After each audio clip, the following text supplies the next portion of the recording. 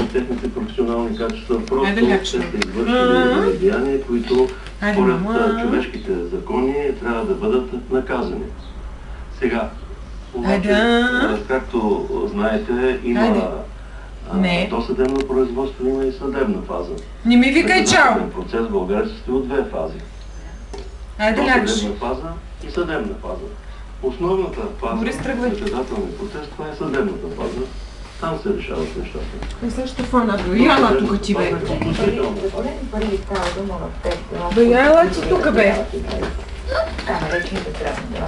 Борис!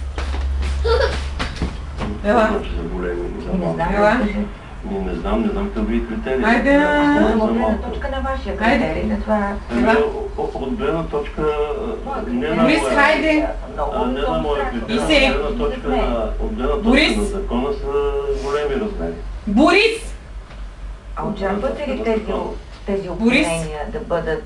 Виж! Какво е вашето лично усещане? Ами аз ако не очаквам и не съм убеден, няма да повдигнем тези обвинения. Всички от нашия екип са убедени, че тези деяния са извършени виновно от тези лица и започват да повдигнат тези обвинения. Но не ги съдим и те са невиновни до влязла в сила присъда. Така че ако сега ние започнем да говорим дали са лоши или дали са добри, дали са големи пари, това означава да ги съдим.